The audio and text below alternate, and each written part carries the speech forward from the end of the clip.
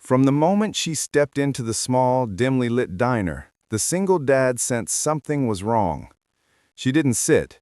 She folded into the corner, her back nearing the wall as though she needed something solid to keep herself from collapsing. Her trembling fingers toyed with the frayed edge of her sleeve, and her eyes, restless, darting, haunted, kept flicking to the exit sign glowing faintly above the front door.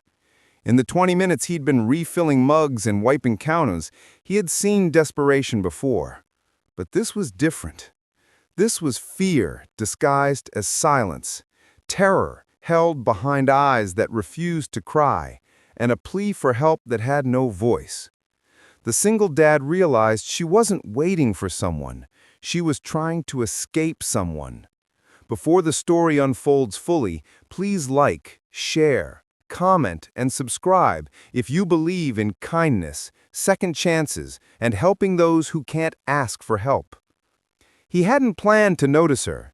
He really hadn't planned to be at the diner that night at all. Mark had only picked up the extra shift because the babysitter canceled and he needed the money. As a single father raising 8-year-old Lucy after losing his wife to a sudden illness 2 years earlier, he learned that life didn't care if your heart was broken or your bank account was drying. Bills didn't pause for grief, and children didn't stop needing the world to be held together for them. So he worked at the diner during nights, delivering orders with a tired smile, saving every spare dollar for Lucy's future. But that night, while Lucy slept in the staff room with her little backpack as a pillow, Mark found himself watching a stranger whose pain felt strangely familiar, raw, deep, and quietly begging for someone to see it. The woman couldn't have been more than 23 or 24.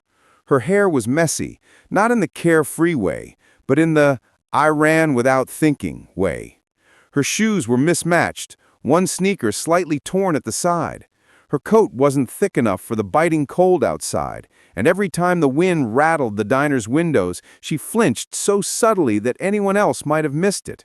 Mark didn't. Her knuckles were red, not from the cold, but from friction, as though she had clutched something too tightly for too long. The few customers scattered around the diner barely looked at her, but Mark sensed a storm sitting right there in the corner booth. He approached her carefully, not wanting to scare her. She stiffened when he stepped closer, pulling her hands beneath the table like she expected them to be grabbed. It was then he saw it. Bruising on her wrists, faint, fading, but unmistakable. She ordered nothing. She only whispered, barely audible, that she needed water. When he brought it, she wrapped her hands around the glass like it was an anchor keeping her tethered to the world.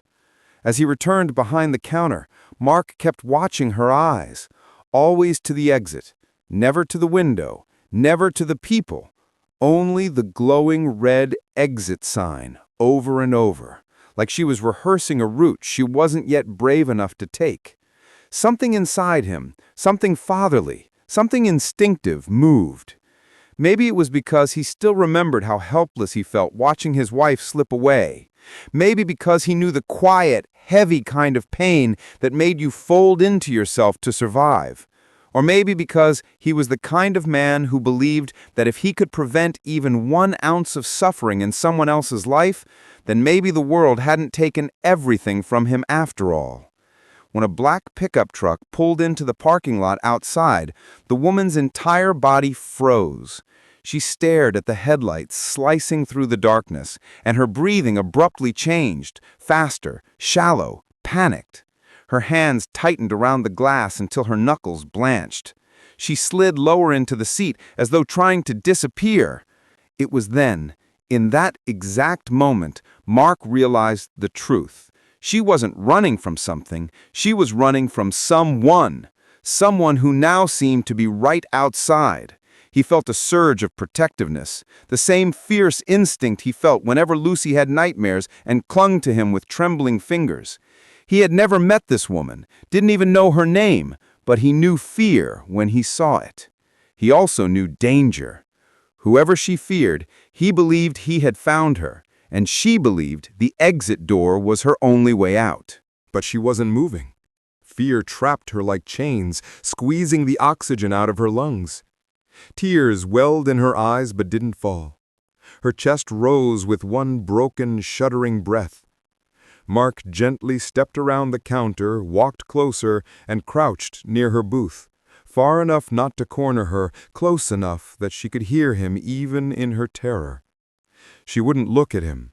Her eyes were locked on the truck outside, on the silhouette of a man now stepping out and scanning the diner windows with a predator's stillness. Mark whispered, not words of command, but words of safety.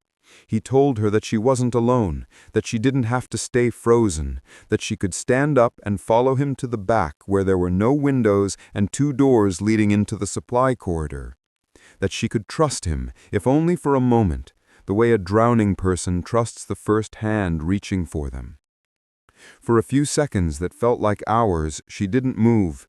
Then her eyes, wide and filled with trembling fear, flicked away from the man outside and met Mark's. In them he saw a silent plea, a question, "Can you really help me?" And without even speaking, he answered it with a steady, determined gaze. She rose unsteadily, her legs weak beneath her. Mark gently guided her toward the kitchen, moving quickly but quietly. At the same time, he glanced toward the staff room where Lucy slept. He would never put his daughter in danger. But he also knew the man outside could not be allowed inside. He signaled the cook to lock the front door. And just as the dark shape of the man outside approached the entrance, the lock clicked into place. Behind the heat and clanging metal, Mark led the frightened woman to the narrow hallway used for deliveries. The cold air rushed in as he opened the side door, and she hugged herself tightly. She whispered gratitude, so soft he barely heard it. But even that tiny exhale was soaked in relief and terror mixed together. He handed her his spare jacket from the storage hook, the one he used during late-night trash runs. She resisted for a second, but then accepted it with shaking hands. Mark didn't ask for explanations, he didn't need them. But she tried to speak anyway, her voice raw and broken. She told him enough for him to understand. Too much control, too much isolation, too many years of someone deciding her choices, her movements, her worth. Tonight had been the breaking point. She had run, barefoot at first, grabbing whatever she could as she fled. She ran toward lights, toward people, toward anything that might drown the fear long enough to breathe. Mark told her which direction to go, the hidden path behind the old supermarket that led toward the police substation. He didn't want her disappearing into the dark without safety waiting on the other end. He scribbled a name on a piece of cardboard torn from a delivery box, the name of an officer he trusted who often came to the diner. Someone who helped people without asking unnecessary questions. Someone who understood that sometimes you only needed one safe person to alter the entire course of a life. As she prepared to leave, she stopped and looked at him fully for the first time. In her eyes was an emotion that Mark's throat tightened, hope struggling to grow again. She whispered that she didn't know what would happen next, didn't know where she would end up, but she would remember this night for the rest of her life. Because for the first time in years, someone had helped her without wanting anything in return. Someone had seen her, not as a burden, not as a failure, but as a human being, deserving escape, deserving safety, deserving a future. Then she ran, not like before, not with frantic desperation, but with purpose, toward a new beginning. Toward freedom she had barely tasted, but suddenly believed might belong to her. Mark watched until her silhouette melted into the darkness. Then he closed the door, locked it, and leaned his forehead against the cool metal. His pulse finally slowed. When he returned to the staff room, Lucy stirred in her sleep, curling instinctively at the sound of his footsteps. He knelt beside her and brushed her hair from her face, feeling an overwhelming sense that he had done something meaningful, something his wife would have been proud of. The police came 15 minutes later. The man in the truck had tried the locked door, then left quickly. But not quickly enough. Security cameras caught him clearly, and officers were already searching for him. They promised Mark they would keep the woman safe if she reached them. Mark nodded, trusting that the officer whose name he gave her would understand exactly what to do. Hours later, as dawn painted the sky with soft shades of pink and gold, Mark stood outside the diner, holding a cup of coffee while he waited for the morning staff to arrive. The world felt quiet, like it was holding its breath between night and day. He didn't know if he'd ever see her again, but he hoped she found somewhere she could rebuild her life, somewhere she could breathe without fear, somewhere she could become more than someone else's shadow. And then, a week later, he received a small envelope with no return address. Inside was a short note, written in shaky handwriting. She had made it. She was safe. She was staying somewhere protected, and for the first time in her life, she was being treated with kindness. She didn't reveal her location, couldn't yet, but she wanted him to know that his act of courage had saved her, that someday, when she had her life rebuilt, she would pay the kindness forward. Mark folded the note carefully, placing it inside the drawer next to his wedding picture.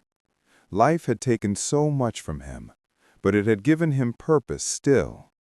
And sometimes, he realized, the world stitched itself back together through small, quiet acts of humanity.